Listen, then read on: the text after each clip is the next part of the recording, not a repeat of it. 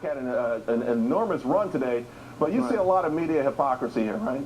Oh, sure. First off, we don't even know if they're going to turn a profit. The company's just amended their guidance, so we'll have to actually see what the profit is and how much it is.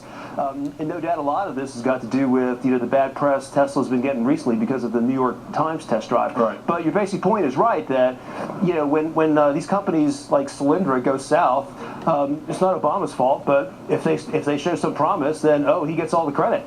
I know. I gotta tell you, it's so nuts.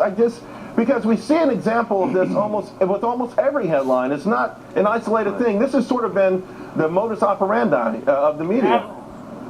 Sure. I mean, President Obama can do nothing wrong. Everything he touches turns to gold. If something fails under his watch, well, it's either George Bush's fault or that's just the way things happen.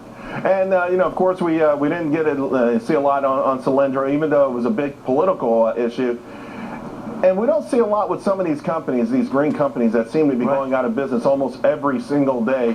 Or even real media. This is what I have a problem with. Real media, old-fashioned, old-school reporting where someone digs in and says, you know what, we gave this solar company X amount of money, a couple of $100 million, and they admit on their website they'll create something like 15 permanent jobs. I never see any outrage over that.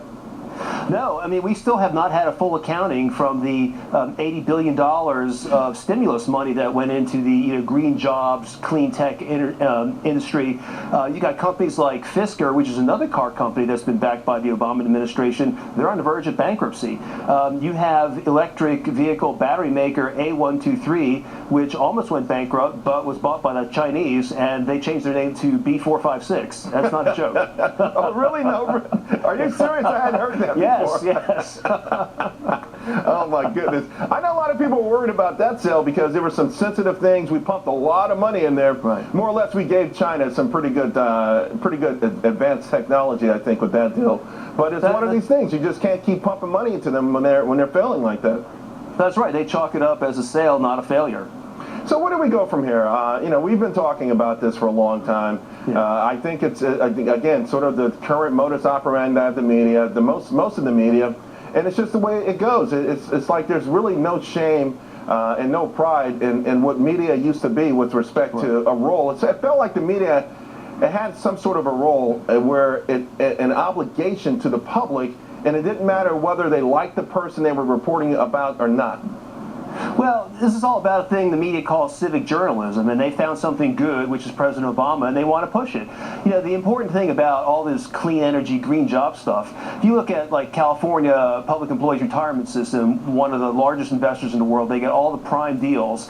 They just said a couple weeks ago that they've been losing 10% per year on clean energy, and they're getting out. But you never read that in the mainstream media because it's clean tech is the future, and President Obama's behind it, and isn't that great? And that's just the way it is. And you really do have to go to alternative media and Fox to find out what's going on, what reality is. Do you think it will change at all? I mean, do you see any hints that maybe there would be more responsible journalism out there over the next 3-4 years? No, I think it's just going to get worse because we have this, crop of young journalists which have come of age in this media when, truth is relative and truth it depends on who's saying it, and that's where the credibility comes from. I don't think they really know how to do honest, shoe leather journalism. I cover a lot of science at junkscience.com. And the coverage is horrible, and that's why it's given rise to this cottage industry of websites like mine. Well, I tell you what, looking at the agenda and how things are being pushed on us and how the new reality and new norms and new realisms and truisms are coming out as us, you're going to be a busy guy for a long time. So I thank you for taking out the time to be on the show tonight. We appreciate it. Thanks, Charles. All righty. Well, the Republican Party is launching a search party trying to find itself.